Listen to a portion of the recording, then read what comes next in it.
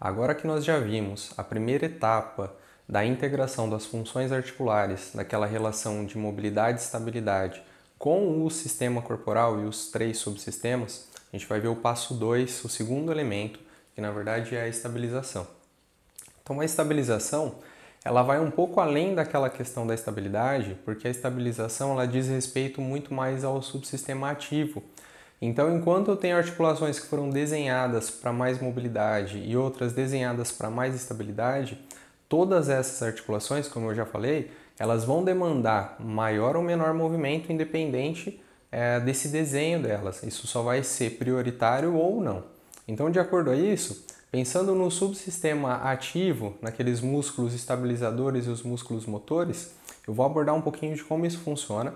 Inicialmente, a primeira coisa que eu vou abordar é a questão da coluna, né, da estabilização da coluna. E aí vai dar para ver bem interessante como isso funciona. E depois de abordar a coluna, eu vou abordar duas articulações complexas, né, que vai ser a articulação do ombro, a glenomeral, e a articulação coxo-femoral aqui do quadril. E vou abordar essa questão também da estabilização delas, porque apesar de serem duas articulações originalmente desenhadas para realizar movimento, se eu não tiver uma boa estabilização, se eu não tiver uma boa ativação dessa musculatura estabilizadora e coordenada com a musculatura global, esse movimento ele não vai acontecer por aquela questão do subsistema neural. O controle motor ele vai ser prejudicado, ok?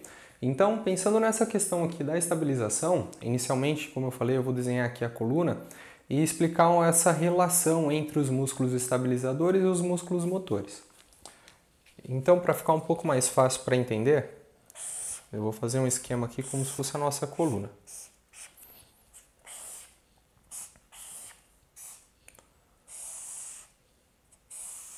Aqui como se fossem as vértebras.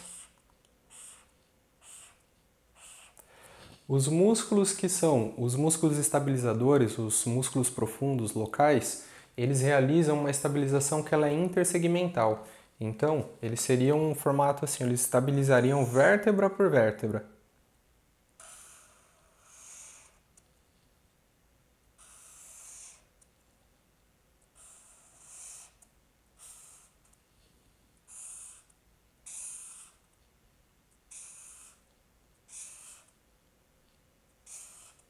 É como se eles estabilizassem, na verdade, eles estabilizam as estruturas, né? Eles são intersegmentais, então eles vão estabilizar esses segmentos, no caso aqui pensando nas vértebras.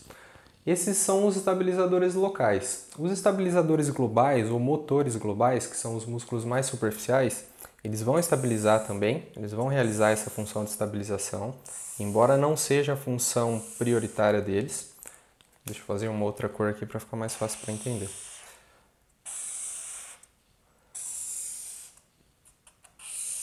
Mas eles também vão estabilizar, só que nessa questão eles estabilizam mais essa parte estrutural.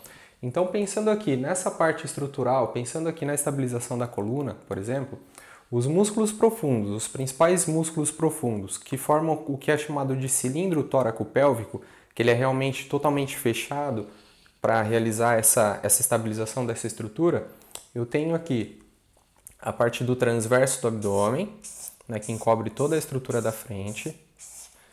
Então ele seria um dos músculos estabilizadores locais. Eu tenho o transverso. E em cima, aquele músculo respiratório que é o diafragma.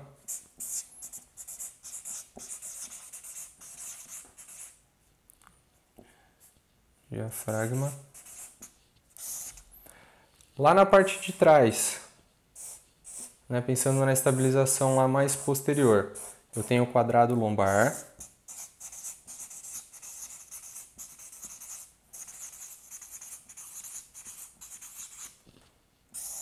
E aqui na parte de baixo, o assoalho pélvico.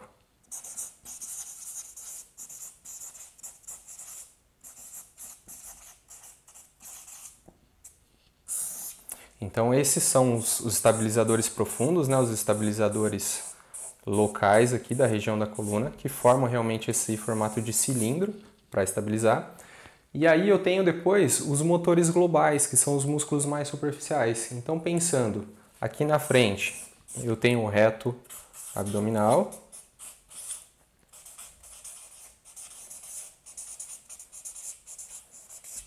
que aí ele vai realizar movimentos de flexão de tronco. Depois eu tenho o oblíquo externo,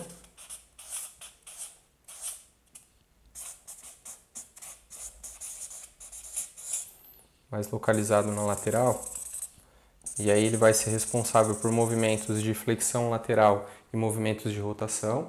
E eu tenho lá no fundo a parte do eretor da espinha, os músculos eretores da espinha.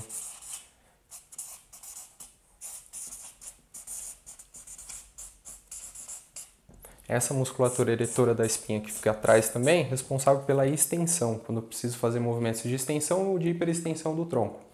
Então, pensando nisso, nessa questão da estabilização, precisa ser muito bem coordenado. Por quê? Para que haja, como essa estabilização ela é intersegmental, para que haja um bom centramento articular, como a gente já viu, é importante que esses músculos, que os estabilizadores locais ativem antes dos estabilizadores globais ou dos motores globais realizarem movimento. Por que eles podem ser chamados de motores, tanto motores globais como estabilizadores globais? Porque, por exemplo, se eu preciso realizar um movimento, como um agachamento, algum exercício, uma empurrada, uma puxada, não necessariamente eu vou fazer algum tipo de movimento nessa estrutura aqui. Ela vai, na verdade, estabilizar. Só que, se eu estabilizo utilizando principalmente a musculatura externa, se essa musculatura é ativada antes, vai haver aquele deslocamento, vai haver aquele torque maior, né? Aquele torque que é um pouco mais um pouco aumentado em relação aos estabilizadores locais, e eu vou ter uma sobrecarga na coluna.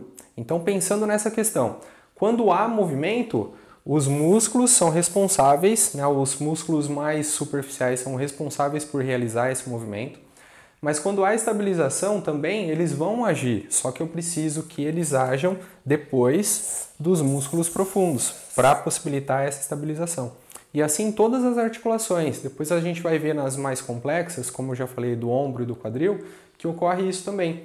Enquanto houver uma boa ativação da musculatura estabilizadora, da musculatura mais profunda, antes da ativação da musculatura mais externa, eu vou ter mais integridade em relação às articulações e mais segurança em relação aos movimentos. Então é sempre importante fazer isso. Quando eu abordar a parte do subsistema neural especificamente, a gente vai ver como isso acontece. Mas é sempre importante lembrar desse esquema aqui. Havendo ou não movimento, a ordem de estabilização vai ser sempre essa. Intersegmental, então eu preciso estabilizar primeiro as estruturas para depois conseguir estabilizar como um todo nos motores globais, ok? Então agora a gente vê na próxima aula essa questão da abordagem do ombro e do quadril, porque apesar de serem, né, articulações prioritariamente móveis, eles precisam ter esse suporte, essa estabilização, porque senão isso vai ser prejudicado, o movimento vai ser, além de um movimento não tão seguro, tem essa perda de controle motor, essa perda de capacidade de controle de movimento. Então eles estão intimamente ligados. A partir do momento que a minha articulação ela precisa realizar movimento, mas esse movimento não pode ser estável, não pode ser controlado, ele também não acontece, ok? Então, nos vemos na próxima aula.